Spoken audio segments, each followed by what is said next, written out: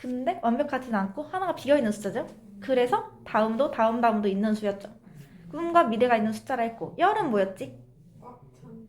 그치? 꽉 차서 다음도 없고 다음도 없는 그런 수였어요. 기억날까? 네. 괜찮아요? 어렵지 않지 얘들아? 해서 오늘은 역설 마무리 할 건데 봐봐. 오래된 미래 이거 한번 봅시다. 이 페이지가 36쪽. 오래된 미래의 제목은 얼핏 이해하기 힘들다. 오래된과 미래의 뜻이 서로 모순되기 때문이다. 우리 오래됐다는 건 약간 과거의 일을 얘기하는 거지. 근데 미래는 아직 오지 않았지. 그러니까 미래가 오래될 수 있을까? 없죠. 하지만 책을 다 읽은 후에는 이를 충분히 이해할 수 있을 것이다. 이 글에서 다루고 있는 인도 북동부의 라다크 지역은 자연과 조화를 이루며 아주 오랫동안 전통을 간직하고 자급자족의 삶을 지키는 곳이었다. 그러나 서구의 문물을 받아들이면서 라다크 사람들은 자신의 가난을 알게 되었고 돈의 가치를 따지기 시작했으며 무분별한 개발과 관광객들이 남긴 쓰레기로 자연환경 역시 심각하게 훼손되었다. 글쓴이는 이러한 라다크의 현실을 알리며 서구식 개발을 비판하고 있다. 그러나 무조건 기술 문명을 거부하고 전통 사회로 돌아가자고 하는 것은 아니다.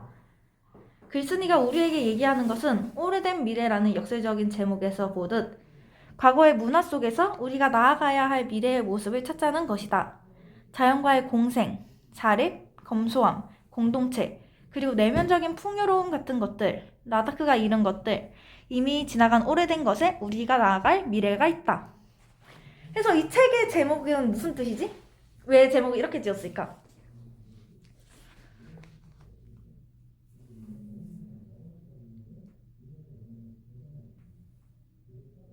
라다크 지역은 어떤 지역이지 우리? 자연과 조화를. 그치, 자연과 조화를 이뤘지. 근데 과거에는? 근데 현재 라다크는 어떤 지역이지? 무분별한 개발과 관객들이 남긴 쓰레기. 그치, 돈의 가치를 따지기 시작했고 무분별한 개발과 관광객들이 남긴 쓰레기로 자연환경 역시 심각하게 훼손된 곳이 현재 라다크예요. 그래서 글쓴이가 왜 제목을 이렇게 지었냐 하면은 라다크의 과거 있지. 되게 자연과 조화를 이루고 자급자족의 삶을 지키던 삶의 방식을 해서 미래를 찾자 라는 의미로 오래된 미래라고 지은 거예요. 이제 오래된 미래가 어떤 책인지 알겠지? 이런 것도 역설입니다. 그래서 오래된 미래라는 표현이 뜻하는 바는 과거를 통해서 우리가 추구하는 미래를 엿볼 수 있다는 뜻이에요. 그래서 아까 얘기한 게 그 오래된 미래에 담긴 글쓴이 의도와 태도겠지? 그래. 자신의 경험이나 생각을 역설을 통해서 얘기해볼까? 여기 예시는 만남은 곧 헤어짐이다. 학년이 올라간 것은 기쁘지만 1학년 때 친구들과 헤어지는 것은 슬픈 일이었다. 라고 예시를 들어줬죠? 뭐가 있을까 얘들아?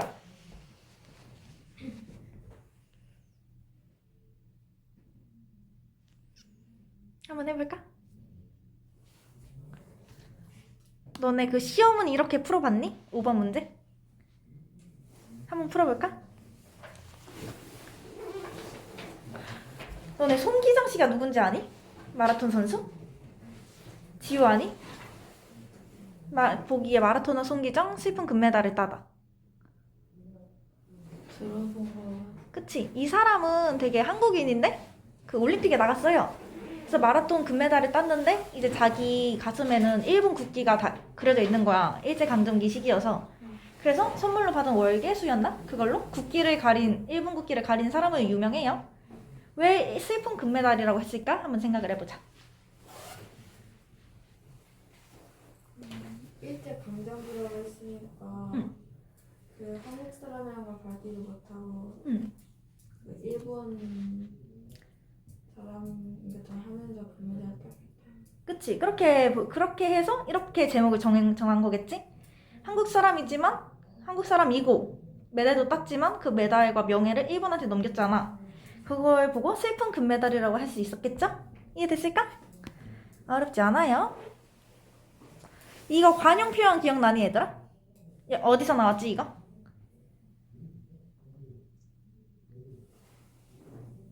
열과. 열보다크 나옵에서 나왔죠? 거기서 앞길이 구만리 같다라는 말이 나왔지. 무슨 뜻이냐 보면은 아직 나이가 젊어서 앞으로 어떤 큰일이라도 해낼 수 있는 세월이 충분히 있음을 표현할 때 쓰고요. 모든 기록은 깨어지기 위해서 있다라는 건 아무리 대단한 기록이라도 깨어질 수 있으므로 더 큰 목표의 달성이 가능함을 표현하는 경우에 써요. 너네가 보통 살면서 관용 표현 얘기할 때 있니? 안 하니? 막 예를 들어 야, 쟨 진짜 손이 크다 이런 말들 잘 안 해? 진짜? 약간 그런 것도 관용 표현이야. 야, 쟤는 진짜 유튜버 같다 이런 말들도 잘 안 하니? 나 보통 막 이런 말 잘 안 써? 안 돼. 표현이 점점 다양해지지 않고 있구만. 그런 게 있습니다. 그래, 그럼 아무튼 6번 한번 풀어보자.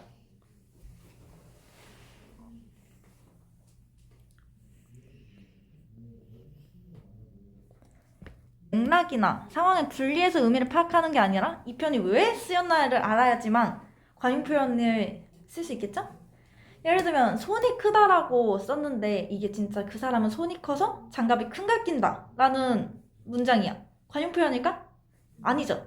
이 상황이 왜 이렇게 쓰였는지를 알아야 돼요. 가 있습니다. 이런 거는 얘네는 패스. 얘네는 패스하고 그래, 얘도 괜찮을 것 같다. 표 소단은 꼭 짚고 가기. 여기가 몇 쪽이냐 하면은 43쪽 펴볼까? 체제 정리. 여기서 말하는 이 소단어는 열보다 큰 아홉이에요. 이문구 작가가 쓴 거고요. 수필이에요. 수필은 뭐라 했지?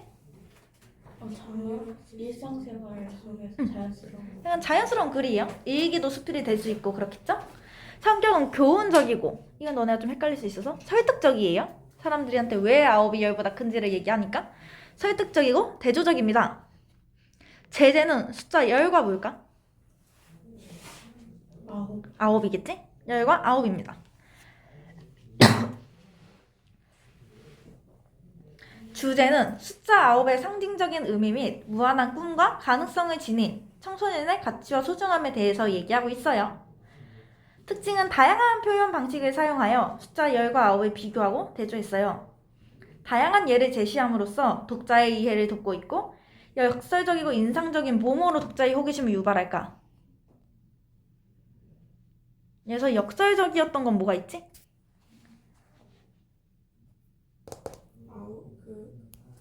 아홉이 열보다 그게 어디 쓰였지 여기서? 딱 직관적으로 봤을 때. 이 글의 제목이 10보다 큰 아홉이죠? 그래서 역설적이고 인상적인 제목으로 독자의 호기심을 유발했어요. 이해됐을까? 글은 보통 처음, 중간, 끝으로 나뉘죠. 처음에는 9과 10이라는 수의 뜻과 관해 생각해보기로 했어요. 그래서 10이란 건 막 꽉 찬 수고 9이란 건 하나가 부족하다는 수다 이렇게 얘기를 했죠? 그리고 이제 중간에서는 우리나라에서는 완전한 수인 10보다는 미래의 꿈과 가능성을 지닌 9을 더 사랑했다고 막 구만리 장천 앞길을 구만리 같다 라는 예시를 들고 와서 설명했고요. 그래서 결국 이 사람이 왜 이 얘기를 했냐 하고 보니까 청소년은 숫자 9이 지닌 특성을 닮았기에 이 얘기를 했다고 말하고 있습니다. 10과 9의 특징을 한번 볼까?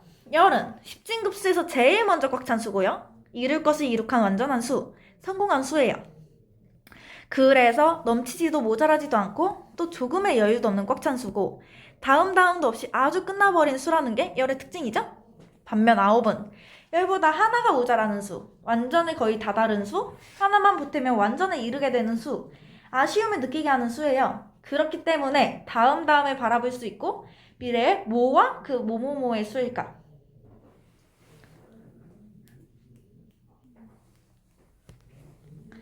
뭘까?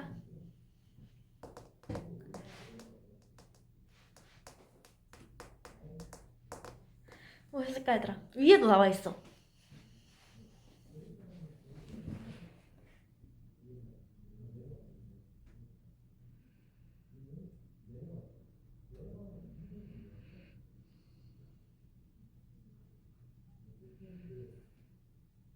꿈과 가능성 맞아요. 미래의 꿈과 그 가능성의 수예요. 9은. 이해됐을까? 그래서 두 가지 표현 방법이 쓰였는데 하나는 뭐지? 하나는 관용 표현이 있고 또 하나는 뭐였지? 우리 제목에서도 나와 있는 역설이 있어요. 역설이 어디 쓰였냐 하고 보니까 열보다 큰 아홉에 쓰였죠. 아홉이 열보다 크다는 모순된 표현을 활용하여 아홉은 미래의 꿈과 가능성을 담은 수이므로 열보다는 크다는 글쓴이의 생각을 강조합니다. 그리고 또 관용 표현은 막 아홉의 의미를 담은 표현들 앞길이 9만리, 941생, 구국간장 모든 기록은 깨어지기 위해서 있다 라는 것들에서 관용 표현이 쓰였어요. 이걸 왜 썼냐, 왜 어떤 효과가 있냐 하고 보니까 말하고자 하는 말을 더욱 명확하고 간결하게 표현하고 전달했어요. 이해됐을까? 하고 여기 나의 실력 따지기는 뭘까? 숙제겠죠? 너네 그 진달래 거 나의 실력 따지기 해왔니? 모르는 문제 있었어? 여기 원래 숙제였니? 네. 그렇구나. 잘했어 얘들아? 네. 다 풀어왔죠? 잘했어요. 자, 그리고 양반전. 양반전을 봅시다. 너네 양반전이 뭔지 아니? 그래. 양반전에서는 우리가 지금까지 반어, 운율, 역설, 관용 표현 했지? 여기서 풍자에 대해서 배울 거예요.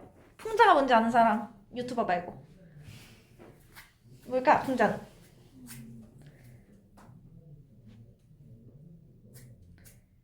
다른 풍자 안 들어봤니? 너네 개그 콘서트 알아? 네. 봤었어? 오, 개콘을 보는 세대구나. 개콘에서도 약간 개그 프로그램에서도 정치적인 걸 풍자를 많이 했어요. 풍자가 뭐냐고 보면은 얘 보자. 현실의 부정적인 대상이나 모순을 빗대어 넌지시 비판함으로써 웃음을 유발하는 표현 방식입니다. 그러니까 되게 현실 사회의 문제점 같은 거 있지. 막 고위 정치가들의 약간 좀 부정부패 또 있고 막 빈부격차 이런 현실적인 문제들 있잖아. 갑질 사건 이런 걸 좀 웃음을 주면서 비판을 하는 거야. 웃음을 주니까 되게 개그 프로그램이라든지 유튜버 이런 사람들이 많이 하겠지? 이런 게 풍자입니다. 예를 들면은 봉산탈춤이라는 작품이 하나 있어요. 옛날 거. 그래서 계잘량이라는 양자의 개다리 소반이 라는 반자 쓰는 양반이 나오신단 말이요. 조금 너네가 이건 좀 어려울 수 있겠다. 계잘량이라는 양자의 개다리 소반이라는 반자 이게 다 풍자의 의미예요. 좀 되게 비판하는 의미야. 그래서 양반의 무능력함을 풍자의 표현을 통해 조롱하며 비판합니다. 봉산탈춤 이거는 예시는 몰라도 돼. 풍자의 특징을 보면은 대상을 직접 공격하는 것이 아니라 비웃음, 말장난, 시치미떼기, 과장 등 간접적인 방법으로 돌려서 부당한 현실이나 힘있는 대상을 우스꽝스럽게 그려 비판합니다. 주로 부조리한 사회현상이나 인간의 잘못을 공격하고 바로잡고자 하는 의도로 쓰였어요. 풍자, 우리는 뭘 풍자할 수 있을까?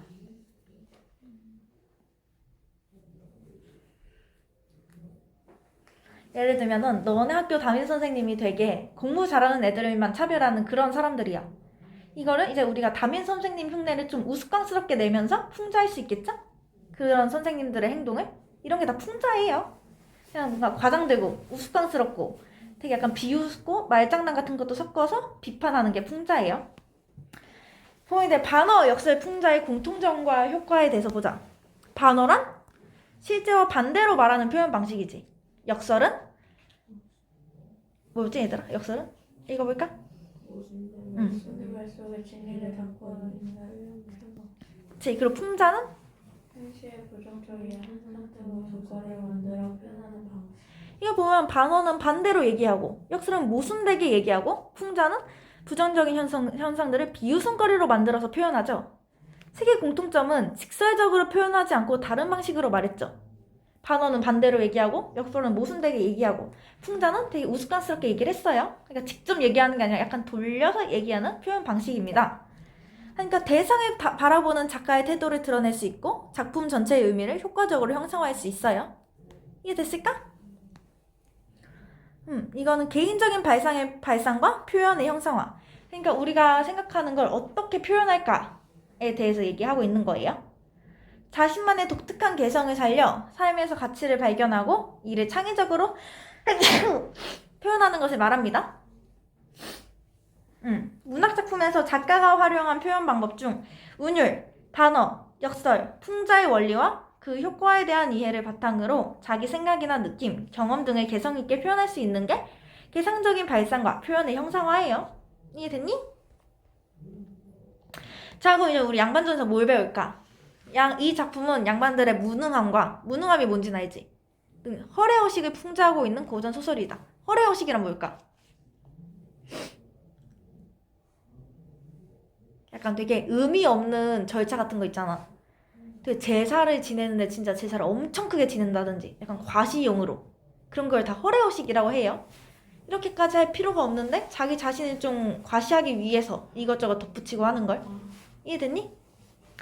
작가는 조선 후기 사회를 배경으로 하여 양반이 양반답지 못한 현실을 개탄하며 신분 질서가 문란해진 당시의 사회상을 적나라하게 드러내고 있습니다. 너네 한국사 배웠니? 역사? 아직 안 배웠어? 그래? 초딩 때도? 살짝. 진짜? 너네 약간 조선시대 후기 좀 기억나니? 그때 어땠는지? 이때는 약간 되게 공명첩이라 해서 신분을 좀 사고 팔았지? 이런 게 있었어요. 신분도 사고 팔고 되게 양반과 조선시대는 좀 신분제도가 있었잖아. 양반, 서민 있고 또 노비도 있고 귀족도 있고 이렇게 있었는데 양반이 엄청 많았어 그때는. 왜냐면 돈만 주면은 양반 직위를 줬거든. 그래서 양반도 엄청 많고 신분질서가 문란해진 되게 신분질서에 그러니까 좀 흐트러지고 있다 해야 되나? 이게 조선 후기니까 그런 당시의 그런 사회였어요. 조선 후기는. 그런 걸 이제 이 박지원이라는 사람이 양반전이라는 작품을 통해서 그대로 보여주고 있는 거죠. 갈래는 고전소설, 한문소설이고 풍자소설입니다. 옛날에 한문으로 쓰였어, 원래는. 성격은 풍자적, 고발적, 비판적이고요. 시점은 전지적 작가 시점이에요. 배경은 18세기 조선이고 강원도 정선에서 일어난 일입니다. 양반 신분의 매매고요. 양반들의 공허한 관념과 비생산성, 특권 의식에 대한 비판과 풍자를 주제로 잡고 있어요. 여기서 좀 어려운 말들 있니? 지금까지 한 것 중에? 다 아는 단어들이야? 비생산성? 약간 좀 하는 일이 없다고 보면 돼. 약간 되게 뭔가 생산성이 있어야 되잖아. 사람이 뭔가를 만들어내고 뭐 농사를 짓거나 장사를 하거나 해야 되는데 그런 게 없이 그냥 하는 일이 없다라고 봐주면 돼요. 하고 특권 의식에 대해서 비판하고 풍자한 겁니다. 이해됐지 얘들아? 특징은 조선 후기 사회상을 잘 반영하고 있고요. 몰락하는 양반들의 위선적인 생활 모습을 비판하고 풍자하고 있어요. 평민 부자라는 새로운 인간형을 제시하고 있으며 실사 구시의 실학 사상을 반영하고 있습니다. 너네 실학이 뭔지 아니? 들어봤니? 들어는 봤지? 되게 실용적인 학문. 여기 대표적인 사람이 박지원이야. 그러니까 박지원이라는 사람은 실학자예요. 이거 원래 되게 똑똑했어, 이 사람이. 되게 실용적인 학문이잖아, 이게. 그래서 실사구시가 뭐냐 하고 보면 사실의 토대를 두어 진리를 탐구하는 일, 공리공론을 떠나서 정확한 고증을 바탕으로 하는 과학적, 객관적 학문 태도를 이룬 것으로 중국 청나라 고증학의 학문 태도로에서 볼 수 있다. 조선시대 실학파의 학문에 큰 영향을 주었다. 되게 사실을 토대로 진리가 무엇인가를 보는 거예요. 이 사람 되게 실학자니까 실학 사상을 반영하고 있겠죠? 실학이라면 그냥 실용적인 학문이라고 보면 돼. 옛날 뭐 성리학과 실학이 반대되는 건 아니지. 근데 무슨 예를 중시하고 충을 중시하고 이런 것보다는 어떻게 하면 더 잘 먹고 잘 사는지, 농사를 어떻게 해야 되고 장사를 어떻게 하는지 이런 게 다 실학이에요. 어렵지 않지 얘들아? 그럼 양반전 한번 봅시다. 양반전. 양반이란 사족들을 높여서 부르는 말이다. 사족은 선비나 무인의 집안이에요. 읽다가 모르는 단어 있으면 바로바로 알려줘. 지우 졸리니? 졸려? 어쩌지? 어떻게 하면 잠이 깼니 얘들아?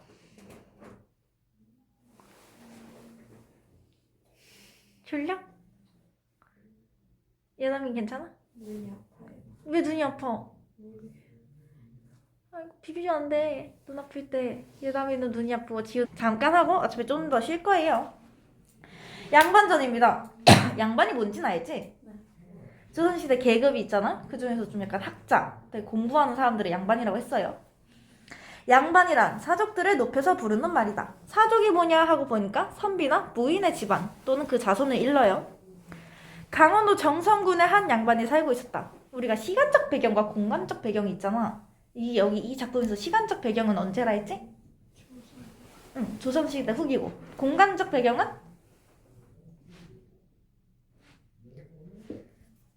공간적 배경은? 강원도. 그치, 강원도 정선이에요. 강원도 전송군에 한 양반이 살고 있었다. 이 양반은 어질고 글 읽기를 좋아하여 군수가 새로 부임하면 을의 몸소 그 집을 찾아와서 인사를 드렸다. 그래서 군수가 뭘까? 약간 사또 느낌이라고 생각해주면 돼요. 그런데 이 양반은 집이 가난하여 해마다 관아의 곡식을 타다 먹은 것이 쌓여서 천석에 이르렀다. 관아가 뭔지는 아니 얘들아? 관.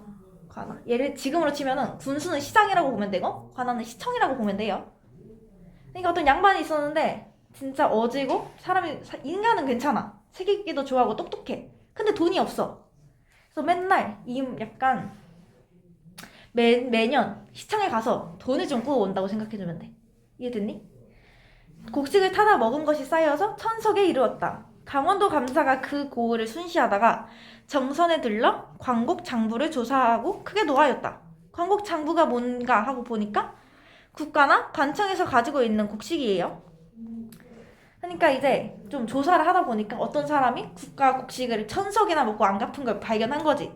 그래서 화났어요. 그 강원도 감사가. 지금으로 치면 약간 도지사 느낌? 어떤 놈의 양반이 이처럼 군랑에 쓸 곡식을 축냈냔 말이다. 하고 곧 명해서 그 양반을 잡아 가두게 하였다. 군수는 그 양반이 가난해서 갚을 힘이 없는 것을 딱하게 여기고 차마 가두지 못하였지만 무슨 도리가 없었다. 양반 역시 밤낮 울기만 한 채 해결할 방법을 찾지 못하였다. 그 부인이 역정을 냈다. 당신은 평생 글 읽기만 좋아하더니 광곡을 갚는 데는 아무런 도움이 안 되는군요. 쯧쯧 양반이라는 것이 한 푼어치도 안 되는 것이구려. 여기까지 이해됐니? 어떤 상황이지 지금?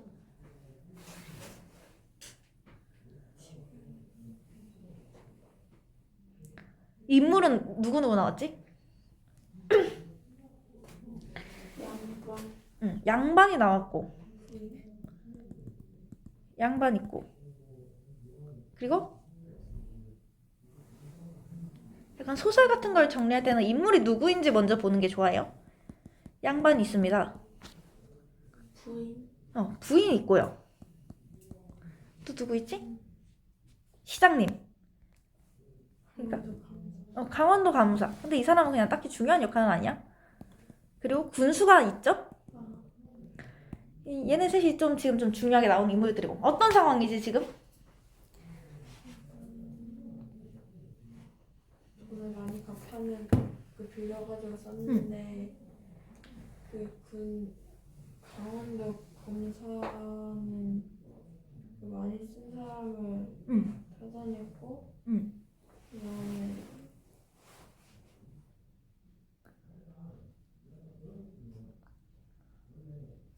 그러니까 양반이 있어요. 얘는 어떤 사람이라 했지? 양반 되게 어지러. 그러니까 사람은 좋아. 책 읽기도 좋아해. 그치만 돈이 없어. 그래서 여기가 관아예요. 관아에서 맨날 곡식을 빌려가지고 먹었지. 근데 못 갚는 거야. 가난하니까. 그리고 갚지 않으니까 이제 강원도 감사가 조사를 한 거지 여기를. 근데 누가 곡식을 천석이나 빌려놓고 안 갚았대. 화나잖아. 화나서 군수한테 명령해. 얘를 잡아 가두라고. 근데 가뒀나? 가두진 않았지. 근데 이제 얘는 갚을 도리가 없는 거야. 군수는 되게 양반이 좀 아꼈어요. 양반 되게 갚을 도리가 없어서 슬퍼하니까 부인이 뭐라 하지? 뭐라 했지 부인이? 아무런 도움이 안 된다. 니는 책 읽기만 좋아하더니만 막상 이렇게 현실적인 갚는 문제는 아무런 도움이 안 되는구나 라고 얘기했죠. 이렇게 여기 중요해요. 당신은 평생 글 읽기만 좋아하더니 광곡을 갚는 데는 아무런 도움이 안 되는군요. 쯧쯧 양반이라는 것이 한 푼어치도 안 되는구려. 이게 양반이 비판하고 있는 거죠. 그래서 작가의 생각이 또 들어간 거야. 그러니까 양반은 되게 경제적으로 무능력하다. 그러니까 우리가 약간 먹고 살 때에는 책 읽는 게 더 생산적일까 아니면은 되게 돈을 버는 게 생산적일까? 돈을 버는. 그치? 근데 책 읽는 건 그럼 비생산적인 거지. 그걸 비판하고 있는 거예요. 양반의 비생산적인 모습을. 이해됐을까? 이 부분이 딱 양반을 한번 비판한 거고. 다음 봅시다. 그 마을에 사는 한 부자가 가족들과 의논하기를. 여기서 또 한 부자라는 인물이 또 등장해요. 양반은 아무리 가난해도 늘 귀하게 대접받고 나는 아무리 부자라도 항상 천하지 않느냐. 말도 못하고 양반만 보면 굽신굽신 두려워해야 하고 엉금엉금 기어가서 코를 땅에 대고 무릎으로 기는 등 우리는 늘 이런 수모를 받는단 말이다. 이제 동네의 한 양반이 가난해서 타 먹을 광곡을 갚지 못하고 아주 난처한 판이니 그 형편이 도저히 양반이 지키지 못할 것이다. 내가 장차 그의 양반을 사서 가져보겠다 라고 얘기를 하고 있어요. 조선 후기라고 했지. 옛날에는 조선 전기쯤에는 양반은 평생 양반이었어. 서민은 평생 서민이었고 노비는 평생 노비였어요. 귀족은 평생 귀족이고. 근데 이제 신분 제도가 좀 흔들리기 시작한 거야. 나라가 좀 외부적으로 내부적으로 좀 일이 많이 터지면서. 그러니까 양반을 사서 가져보겠다고 부자가 얘기를 해요. 왜 사고자 하는 거지 부자는 양반을?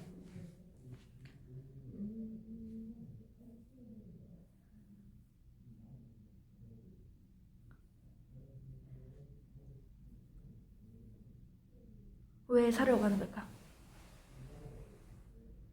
부자 가양.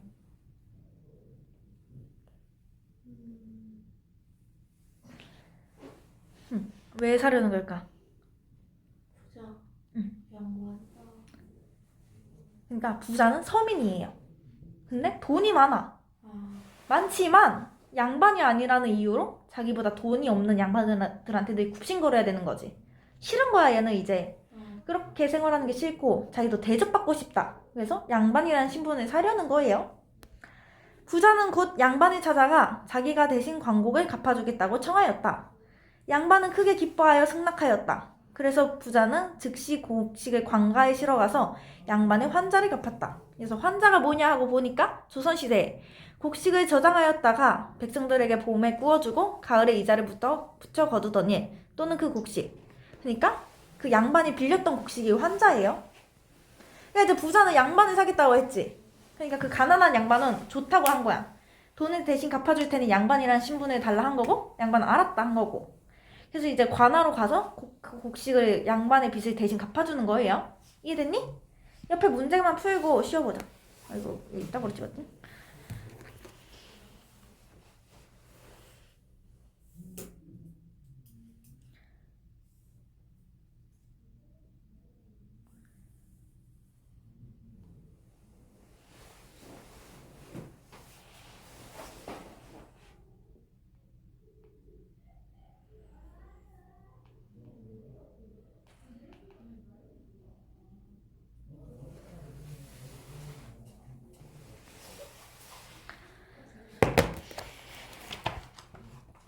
어렵니 얘들아 양반전? 아직은 괜찮지?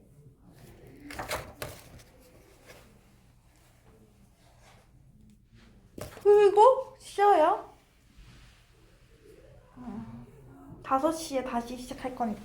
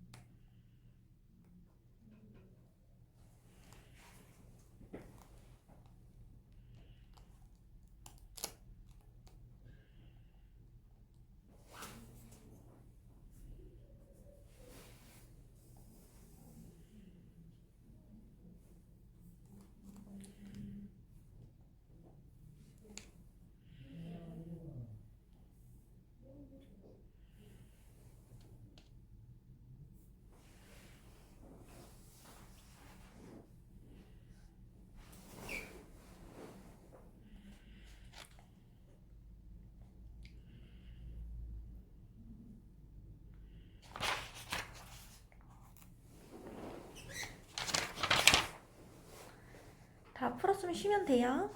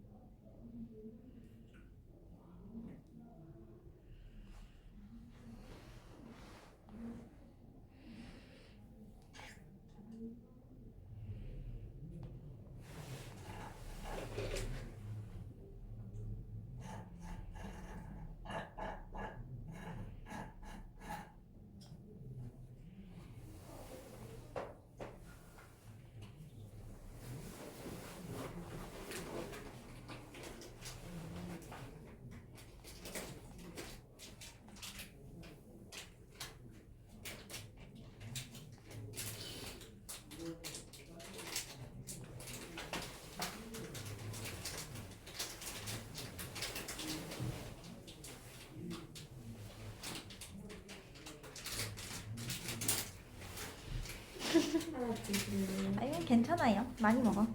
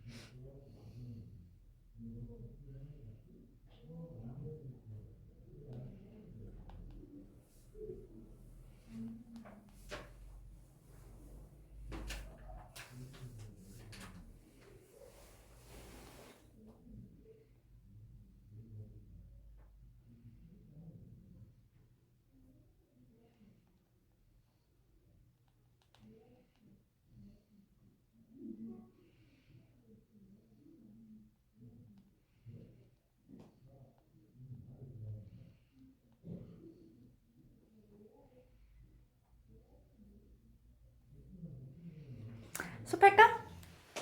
시와 일어나. 많이 피곤하니? 잠꾸러기구만. 예담이는 안 졸려? 체력이 좋군. 그래, 잠 깰 시간 한 1분 정도 줄게. 잤어?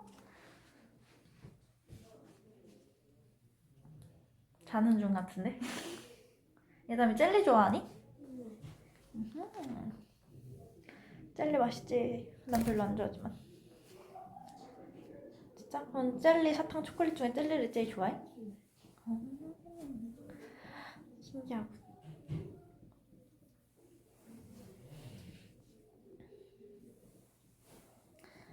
국민대, 연세대, 한국항공대,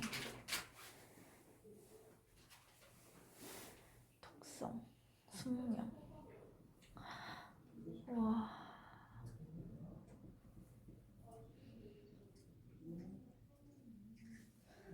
지우 잠 깼니? 졸려? 자, 문제 푸는 거 한번 볼까? 어머, 나 쉬기 전에 화면 녹화 정지를 안 눌렀나 보다. 젠장. 괜찮아. 자, 1번에 몇 번이지 얘들아? 이 글에 대한 설명으로 적절하지 않은 거? 3번이죠. 역사적으로 실존했던 인물 아니에요. 그냥 소설입니다. 허구예요. 조선 후기를 배경으로 하고 있다. 맞고. 실학사상? 맞고. 지배계층의 부정적 현실을 풍부하다. 맞고. 그래서 지배계층이란 누구를 뜻하지? 양반이에요. 인물의 말을 통해 주제의식을 드러내고 있다? 맞아요. 2번은? 5번. 5번? 5번 했어요? 5번? 4번? 자, 보자. 적절하지 않은 거죠? 왜 4번이 적절하지 않다고 생각했니?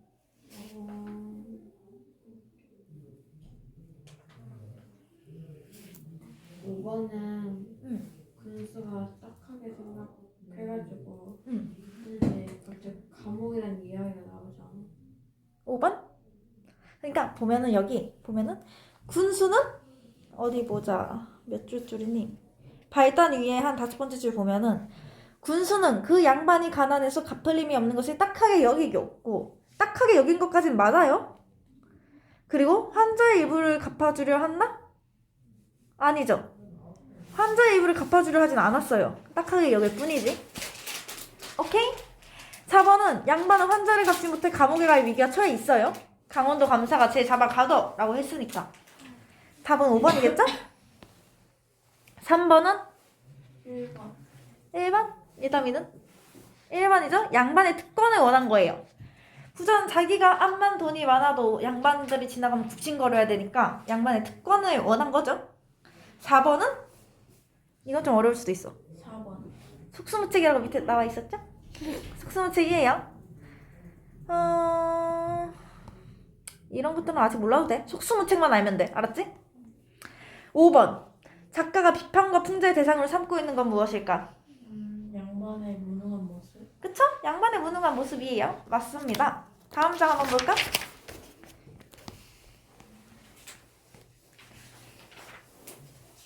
3번. 군수는 양반이 광곡을 모두 갚은 것을 놀랍게 생각했다. 어떻게 갚았지 양반이 광곡을? 어땠을까잉? 부자한테 그 신분을 남겨서. 그치? 부자가 대신 갚아준 거예요. 놀랍게 생각했습니다. 군수가 몸소 찾아가서 양반을 위로하고 또 광곡을 갚게 된 사정을 물어보려고 하였습니다. 군수는 양반을 좀 아끼던 사람이야. 그래서 너 그 양반님 이 돈을 어떻게 갚았습니까? 라고 물어보려고 했던 거지. 근데 뜻밖의 양반이 번거지를 쓰고 짧은 잠방이를 입고 길에 엎드려 소인이라고 자칭하며 감히 쳐다보지도 못하고 있지 않은가? 보자. 번거지가 뭐지? 주로 병졸이나 하인이 쓰던 모자예요. 잠방이는 가랑이가 무릎까지 내려오도록 짧게 만든 옷바지. 둘 다 서민이 입는 옷이야. 번거지와 잠방이. 를 입고 길에 엎드려 소인이라고 자칭하며 감히 쳐다보지도 못하고 있지 않은가? 이런 행동은 어떤 행동이지? 양반이 군수한테 보인 행동은? 자기보다 높은 사람을 볼 때 하는 행동이죠? 이렇게 막 길에 엎드리고 소인이라고 칭하면서 그러는 건. 군수가 깜짝 놀라 내려가서 부축하고 말하였다. 귀하는 어찌 이다지 스스로 낮추어 욕되게 하시는가요? 하고 말하였다. 양반은 더욱 황공하다가 뭐냐 보면은 위험이나 지위 따위에 눌리어 두렵다. 약간 좀 되게 두려워하는 모습이에요. 황공에서 머리를 땅에 조아리고 엎드려 아뢰었다. 황송하오이다. 소인이 감히 욕됨을 자청하는 것이 아니오라. 이미 제 양반을 팔아서 광곡을 갚았지요. 동네에 부자 사람이 양반이옵니다. 소인이 이제 다시 어떻게 전에 양반을 사칭해서 양반 행세를 하겠습니까? 무슨 뜻이지?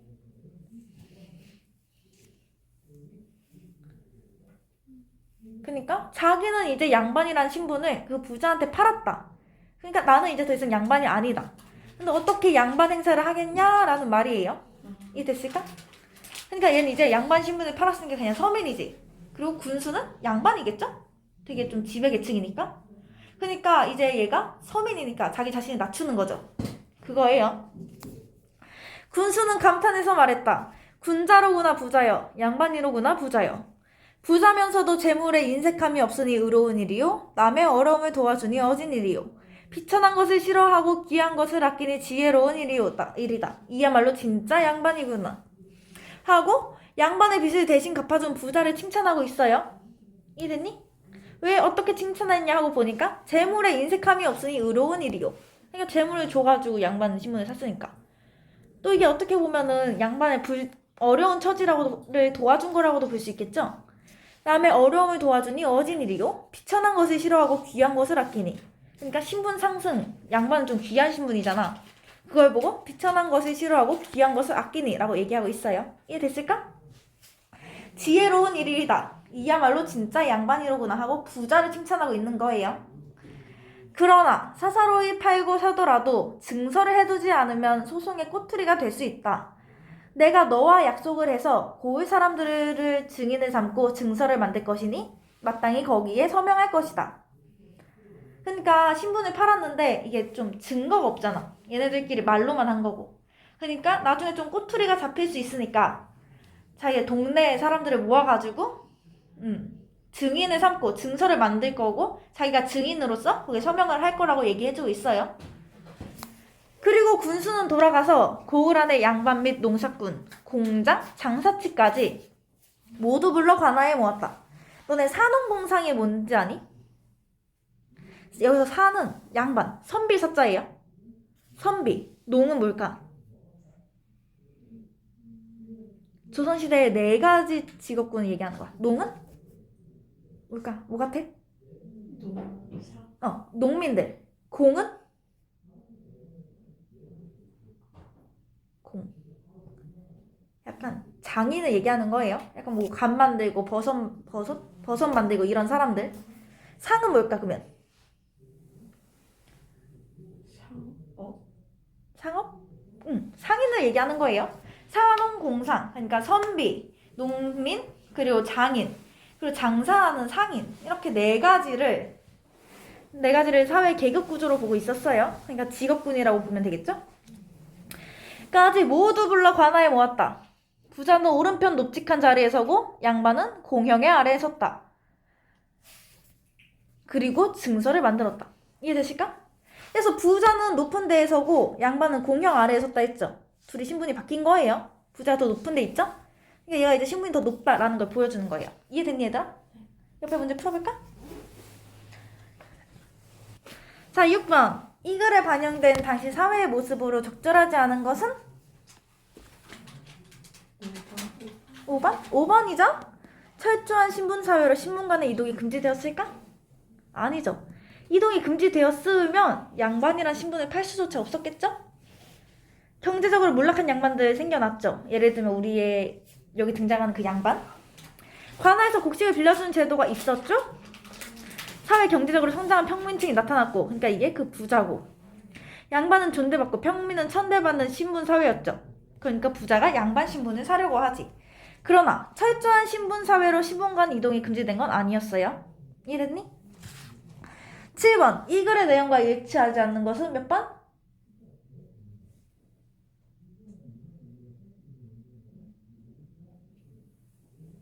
몇 번이지? 이거 좀 어려웠어? 보자. 일치하지 않는 걸 봐야 돼. 군수는 양반의 환자를 갚아준 부자를 칭찬하였다. 맞지? 뭐라고 했지? 4번 문단 보면은 군수는 감탄해서 말하였다. 군자로구나 부자여, 양반이로구나 부자여. 뒤에 한 3줄 정도 부자를 칭찬했죠? 맞지? 자, 양반이 광곡을 갖게 된 사정이 궁금해했나? 했죠? 해서 물어봤죠? 3번 문단 첫 번째 줄을 보면은 군수가 몸소 찾아가서 양반을 위로하고 또 광곡을 갖게 된 사정을 물어보려고 했어요. 궁금해했죠? 양반은 평민의 차림새를 하고 평민으로서 처신했나? 했죠? 뭐 입고 갔지? 뭐 입었지 양반이? 그치? 번거지 쓰고 잠뱅이 입었어요. 잠방 입으면서 평민의 차림새를 하고 평민으로서 처신했죠? 부자는 군수에게 양반 매매 증서를 작성해달라고 요청했나? 부자가 요청한 건가? 아니죠. 요청한 사람은 없어요. 다만 이제 군수가 해주겠다고 얘기를 한 거예요. 이해됐니? 이거 조금 어려웠으면 이 문제 한번 잘 봐줘요. 요청한 게 아니라 군수가 칭찬을 하면서도 근데 이렇게 되면 나중에 문제가 될 수 있으니까 자기가 공증을 서주겠다라고 얘기를 한 거예요. 군수는 양반과 부자를 관하로 불러 부자를 양반보다 높은 자리에 세웠죠? 이해됐니? 8번. 이 글에 나타난 군수에 대한 이해로 가장 적절한 것은 몇 번 했니?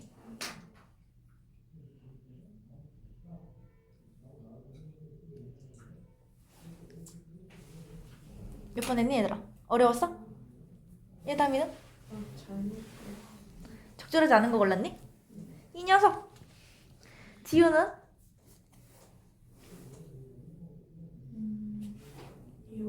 2번? 2번 맞아요. 당시의 신분제도를 개혁하고자 했어?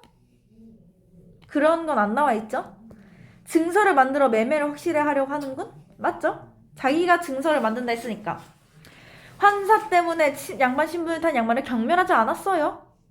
고의 백성의 어려움을 보살필 줄 아는 어진 사람이군. 어려움을 보살피는 내용은 안 나왔고요. 고의 문제를 해결할 능력이 없는 무능한 양반은 여기 나오는 고의 문제를 해결할 능력이 있냐 없냐는 나타나지 않았어요. 그리고 이건 고의 문제가 아니라 양반 그 자신만의 문제니까. 이해됐니? 9번에 몇 번이지?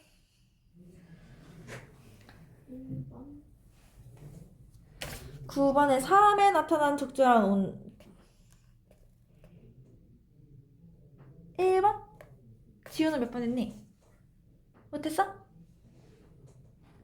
안 골랐어? 근데 5번으로 5번이야? 한번 봅시다. 신분 질서의 엄격함을 강조하고 있다? 이거는 약간 좀 보류를 해놔요. 이렇게 볼 수도 있지만 답은 이건 아니야. 양반의 신이 있는 행동은 없죠? 이게 신이 있는 행동이 나오려면 약간 왕이 나온다든지 그래야 되니까. 부자의 어진 인덕을 돋보이도록 묘사하고 있나? 아니죠? 양반에게 동정적인 군수의 모습을 비판하고 있나? 아니죠. 몰락한 양반의 처지를 희화화하여 풍자하고 있죠. 너는 희화화가 뭔지 아니? 웃는 거? 응? 희화화. 그냥 우스갯소리로 하는 거예요. 보면은 이제 몰락한 양반이잖아. 그러니까 이제 자기가 뭐 번거지를 쓰고 잠방을 입고 엎드려서 소인이라 칭하였다라고 희화화하고 풍자하고 있는 거예요. 이해됐니? 5번입니다, 답은. 10번은 뭐지? 10번은 양반의 신분을 부자에게 줘서 양반은 평민이 된다. 그치? 양반은 더 이상 양반 신분이 아니기 때문에 소인이라고 지칭했어요. 다음. 여기부터 이제 그 문서야. 증서예요. 군수가 써준. 전룡 10년 9월 모일에 이 문서를 만드노냐. 그냥 이때 그 몇 년 몇 월 이렇게 날짜예요. 위 증서는 양반을 팔아서 광곡을 갚은 것으로 그 값은 천석이다. 오직 양반은 여러 가지로 일컬어지나니 글을 읽으면 가르쳐 선비라 하고 정치에 나아가면 대부라 하고 덕이 있으면 군자이다. 무관은 서쪽에 늘어서고 문관은 동쪽에 늘어서는데 이것이 양반이니 너 좋을 대로 따를 것이다. 그러니까 양반을 다양하게 칭하는 거예요. 양반이란 신분이 있는데 글을 읽는 양반은 선비라고 하고 정치에 나간 양반은 대부라 하고 덕이 있는 양반은 군자라고 해요. 보통 이제 양반이면은 무술을 하거나 문관이거나 둘 중 하나지. 이건 알지? 그러니까 되게 군인이거나 학자거나 둘 중 하나라고 생각해주면 돼요. 무관은 서쪽. 여기가 무관이고 여기가 문관이니까 두 개 합쳐서 양반이라고 한다. 이겁니다. 이렇게 양반을 칭하는 게 여러 가지가 있으니 부자가 그 칭호를 샀죠. 부자가 양반이라는 칭호를 샀잖아. 그러니까 너 마음대로 아무거나 골라라 라는 뜻입니다. 야비한 일을 끊고 옛 일을 본받고 뜻을 고상하게 할 것이며 늘 새벽 5시만 되면 일어나 촛불에 불을 댕겨 등잔을 켜고 눈은 가만히 코끝을 보고 발꿈치를 궁둥이에 모으고 앉아 동네 바위를 얼음 위 박 밀듯 웬다. 배고픔을 참고 추위를 견뎌 살림의 구차한 형편을 남에게 말하지 아니하되 이를 마주치고 뒤통수를 두드리며 장기침으로 입맛을 다신다. 소매자락으로 모자를 쓸어서 먼지를 떨어 물결 무늬가 생겨나게 하고 세수할 때 주먹을 비비지 말고 양치질해서 입내를 내지 말고 소리를 길게 뽑아서 종을 부르며 걸음을 느릿느릿 옮겨 신발을 땅에 끈다. 그리고 고문진보, 당시품위를 깨알같이 베꼈으되 한 줄에 백자를 쓰며 돈을 만지지 말고 쌀값을 묻지 말고 더워도 버선을 벗지 말고 밥을 먹을 때 맨상투로 밥상에 앉지 말고 국을 먼저 훌쩍훌쩍 떠먹지 말고 물을 후루루 마시지 말고 젓가락으로 방아를 찢지 말고 생파를 먹지 말고 막걸리를 들이켠 다음 수염을 쭉 빨지 말고 담배를 피울 때 볼에 우물이 파이게 하지 않고 화난다고 아내를 두들기지 말고 성내서 그릇을 내던지지 말고 아이들에게 주먹질을 하지 말고 종놈을 야단쳐 죽이지 말고 소와 말을 꾸짖 때 급한 주인까지 욕하지 말고 추워도 화로에 불을 쬐지 말고 말할 때 이 사이로 침을 흘리지 말고 소 잡는 일을 하지 말고 돈을 가지고 노름을 하지 말 것이다. 이와 같은 품행이 양반의 어긋남이 있으면 이 증서를 가지고 관청에 나와 옳고 그름을 가릴 것이다. 성주 정성 군수화 좌수 별감 증서. 어떻니 얘들아? 길지? 무슨 내용이지? 양반으로서 해야 할 그치? 행방해야 할 삶의 태도죠. 근데 어떻니 얘들아? 국을 막 훌쩍훌쩍 떠먹지 말고 더워도 버선을 벗지 말고 어때? 좀 피곤하지? 피곤하고 되게 좀 권위를 챙긴다 해야 되나? 사실상 좋은 건 아니잖아. 추워도 불을 쬐면 안 되고 막 종놈이 야단쳐도 안 되고 뭐 한 줄에 백자를 쓰며 이렇게 양반으로서 해야 할 태도를 얘기해주고 있어요. 이게 증서야. 이거 읽고 한번 옆에 풀어볼까? 5번에 대한 설명으로 적절하지 않는 것은 몇 번이지 얘들아? 4번. 4번? 보자. 군수가 작성한 양반 매매 증서이다. 맞죠? 보면은 마지막에 성주 정성 군수 화합 자수 별감 증서라고 얘기하고 있어요. 양반으로 지켜야 할 의무와 규범을 나열하고 있나? 맞죠? 양반의 무능함을 꼬집는 부자의 말을 인용하고 있나? 양반의 무능함을 꼬집는 부자의 말 나온 적 있으니? 인용도 안 했지? 답은 3번이에요. 작가가 부정적으로 생각하는 양반의 모습들이야 이게. 그러니까 양반들이 되게 허례허식 챙기는 그런 모습들이 작가가 비판하고 싶어 하는 거야 이 부분이. 체면과 형식을 중시하는 양반의 생활 태도 맞죠? 12번은? 3번. 3번? 4번? 가난하다는 말을 남에게 하지 않는다는 여기 보면은 어딨더라? 되게 밑줄 그 두 번 가운데 있는 노란 색깔 보이지? 배고픔을 참고 추위를 견뎌 살림의 구차한 형편을 남에게 말하지 아니하되 말하지 않는 것도 양반이 지켜야 할 태도예요. 그리고 밥을 먹을 때 맨상투로 밥상에 앉지 말라는 말이 있었죠? 답은 4번입니다. 13번은 몇 번이지? 5번. 5번이죠? 되게 거침없이 유창하게 내려있는 모습입니다. 14번은? 2번. 2번이죠. 보면은 어디니? 돈을 만지지 말고 쌀값을 묻지 말고. 그러니까 되게 돈벌이 같은 거를 하지 말라는 것처럼 경제적 무능함을 뜻해요. 15번은 패스. 마지막 보자. 다음 장.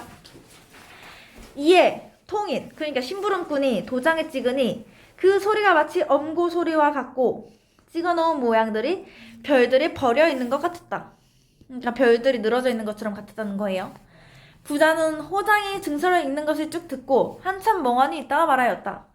양반이라는 게 이것뿐입니까? 저는 양반이 신성 같다고 들었는데 정말 이렇다면 너무 재미가 없는걸요? 원하옵건대 제게 이익이 있도록 문서를 바꾸어 주옵소서. 보면 약간 부자한테 이익이 될 건 하나도 없죠? 그냥 양반이 지녀야 할 생활 습관을 얘기한 거니까. 그래서 문서를 다시 작성하였다. 하늘이 백성을 낳을 때 백성을 넷으로 구분하였다. 네 가지 백성 가운데 가장 높은 것이 선비이니 이것이 곧 양반이다. 양반의 이익은 막대하니 농사도 짓지 않고 장사도 하지 않고 글을 하면 크게는 문과급제요 작게는 진사가 되는 것이다. 문과의 홍패는 길이 2자 남짓한 것이지만 100가지 물건이 구비되어 있어 그야말로 돈자루다. 그러니까 이게 홍패가 문과 시험에 급제한 사람에게 주던 증서고요. 증서예요, 그냥 합격증. 그러니까 그 증서는 길이가 별로 안 길지만 100가지 물건이 구비되어 있어 그야말로 돈자루다. 그러니까 권력에 오르면 되게 횡령을 해서 재산을 끌어모은다는 얘기겠죠? 권력을 남용해서. 진사가 나이 30에 처음 관직에 나가더라도 오히려 이름 있는 음관이 되고, 그러니까 과거는 안 거치고, 그러니까 시험을 안 보고 관직에 올랐단 거예요. 음관이 되고 잘 되면 남행으로 큰 고을을 맡게 되어 귀밑이 양산 바람에 휘어지고 종들이 예하는 소리에 배가 커지며 방에는 기생이 귀고리로 치장하고 뜰의 곡식에는 학이 깃든다. 그러니까 양반들의 좀, 그러니까 아빠가 양반이면 나도 양반인 거야. 시험을 안 치고 관직에 오를 수 있는 모습을 풍자한 거예요. 그리고 되게 자신의 권력을 남용하는 모습도 풍자한 거죠. 궁한 양반이 시골에 묻혀 있어도 강제로 이웃의 소유를 끌어다 먼저 자기 땅을 갈고 마을의 일꾼을 잡아다 자기 돈에 김을 맨들 누가 감히 나를 괄시하랴. 너희들 코에 잿물을 들어붓고 머리끄덩이를 회회 돌리고 수염을 낚아채더라도 누구 감히 원망하지 못할 것이다. 그러니까 이제 이번엔 양반이 서민한테 부리는 횡포죠? 이웃집 소리를 가져와서 자기 밭을 갈고 지나가는 일꾼을 데리고 와가지고 일을 시키는 게 말이 되니 얘들아? 안 되죠. 그냥 횡포예요. 두 번째 매매 증서가 있어요. 이 매매 증서는 어떤 생각이 들어 얘들아? 이거 보면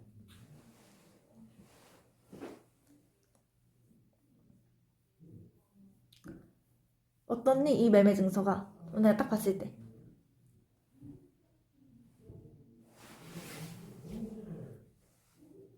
별 생각 안 드니?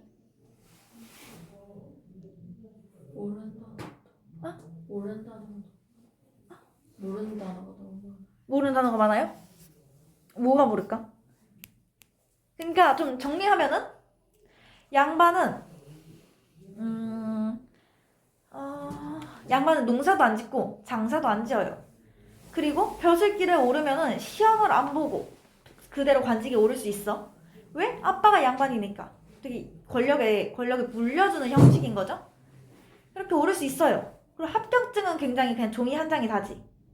근데 이것만 있으면은 되게 권력을 이용해서 돈을 쓸어 담을 수 있어요. 근데 좋은 방법은 아니겠죠, 당연히. 이런 얘기입니다.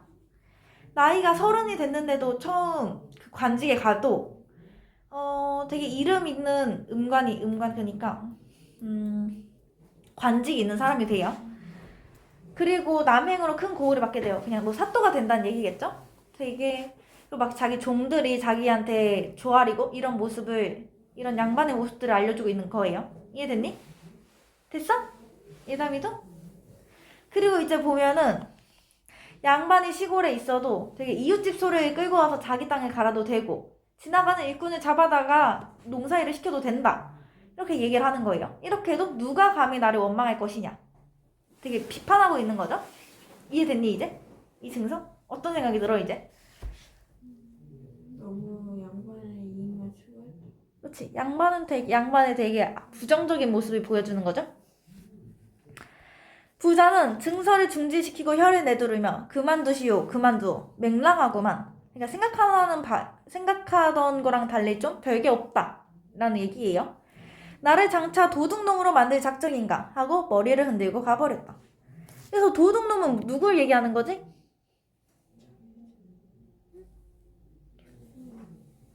나를 도둑놈으로 만들 작정이냐?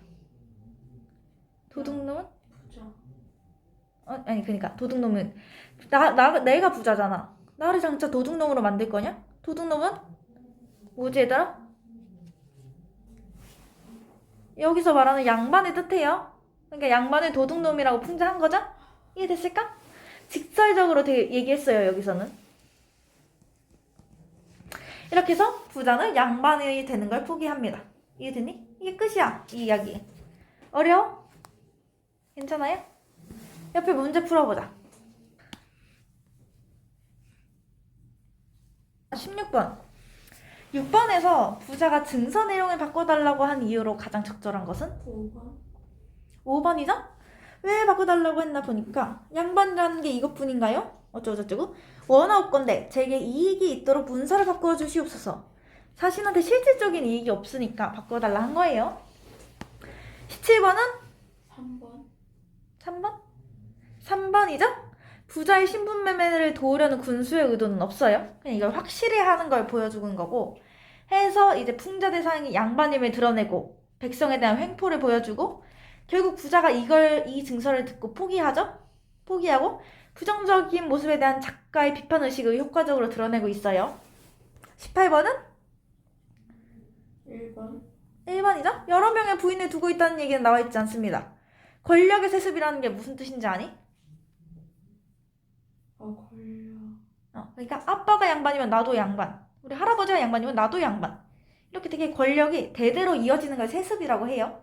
그러니까 노력 없이 자기가 이렇게 태어났다는 이유만으로 무의도식, 잘 먹고 잘 산다는 뜻이에요. 그리고 홍패를 남용하여 재물을 축적한다. 그러니까 홍패라는 게 합격증이라 했죠?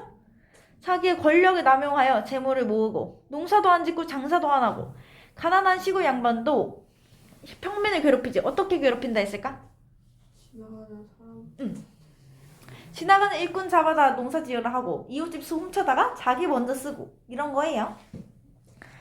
19번은? 1번. 그치? 증서 내용에 실망해서 한참을 멍하니 서 있었어요, 부자는. 20번은 뭘까? 문과의 홍패는 길이 두지 않음짓한 건 아니지만 100가지 물건이 구비되어 있어 그야말로 돈자루이다. 20번에? 네. 예담이 뭐라 썼니? 못 썼어. 자, 보자. 신분과 지위를 이용해 이득을 취하는 양반에 대한 부자의 생각이 직설적으로 표현된 말이에요. 부자의 생각이 들어있어야겠지. 근데 이 증서는 부자의 생각은 안 들어있어요. 이해됐을까? 부자의 생각이 들어있어야 돼. 그러니까 부자가 한 얘기여야 되죠.